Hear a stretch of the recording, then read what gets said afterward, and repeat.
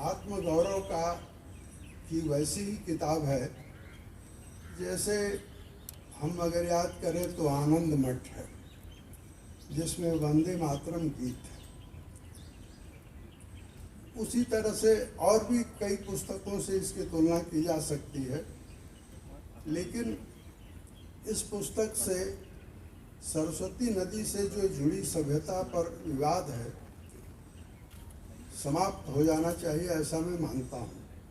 एक नया अध्याय और सर्वसम्मति का अध्याय इससे शुरू होना चाहिए कि सरस्वती नदी भारत में थी, प्रवाहमान थी, 6000 साल पहले तक उनका अस्तित्व था। ये बात अब हम लोगों को इस पर विवाद नहीं करना चाहिए। बीवी लाल जी ने एक भाषण दिया था और उसी भाषण को इस पुस्तक का, जैसा महेश जी ने कहा, कि पहला लेख बनाया गया है। बीवी लाल जी ने अपने लेख में कहा है कि सरस्वती और हड़प्पा सभ्यता के संबंध का एक जो पूरा परिचय है और संदर्भ है वो उन्होंने उस अपने लेख में दिया है। कुछ दिनों पहले मुझे एक लेख लिखने के लिए जब मैं कुछ सामग्री जुटा रहा था तो मुझे एक पुस्तक मिली, मनोरमा जौहरी की पुस्तक। मनोरमा जौहरी काशी हिंदू विश्वविद्यालय में इतिहास की अध्यापिका थी और उन्होंने हिंदी में एक किताब लिखी। मित्रों, मैं आप सबसे कहना चाहूँगा कि मनोरमा जौहरी की उस पुस्तक को आप खोज करके पढ़िए।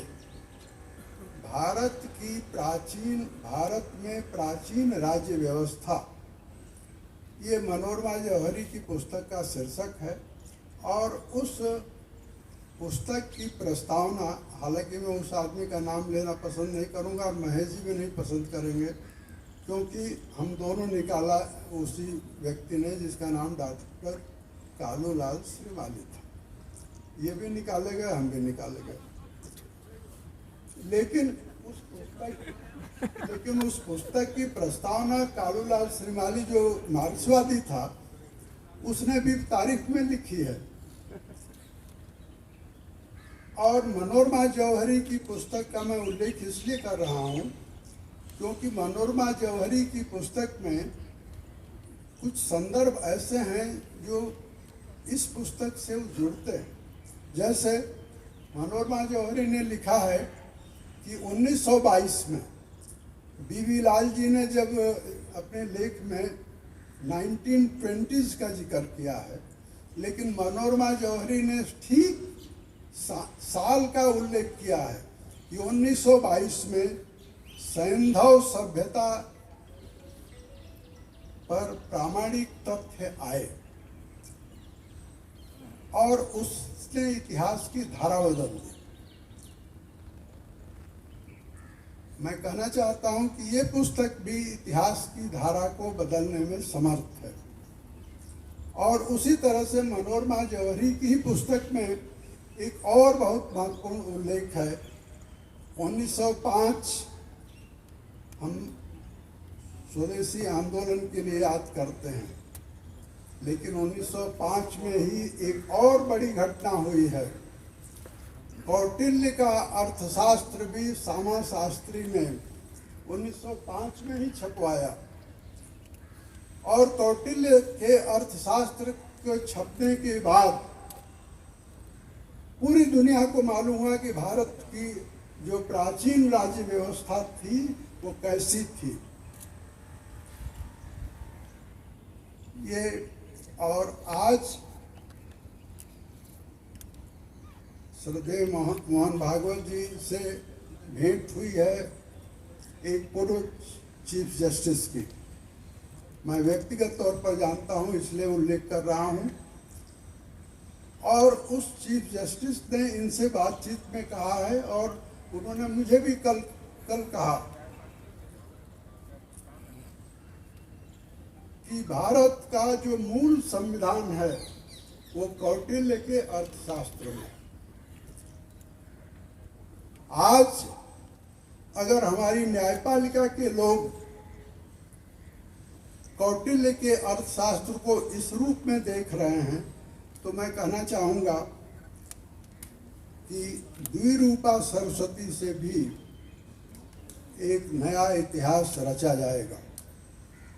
लेकिन मैं ये सवाल आपसे पूछूं कि क्या इस पुस्तक से ये सरस्वती पर जो विवाद चल रहा है, बहस चल रही है, वो समाप्त हो जाएगी? तो मुझे संदेह है। संदेह इसलिए है क्योंकि आजकल कुछ भी अगर आपको कहीं कुछ रेफरेंस ना मिले तो हम गूगल बाबा के शरण में जाते हैं। मैंने भी अपने घर में लड़कों को कहा कि गूगल बाबा से जरा पूछो कि सरस्वती पर क्या क्या सामग्री है, और उन्होंने पूरा किलो में मैं बताऊं तो 15-20 किलो सामग्री उन्होंने मेरे सामने रख दी। उसमें तमाम पत्र पत्रिकाओं में लेख हैं और वेबसाइट पर लेख हैं। एक वायर का लेख है जो कहना चाहता है कि सरस्वती जो थी ही नहीं, उसके लेख का ये शीर्षक है।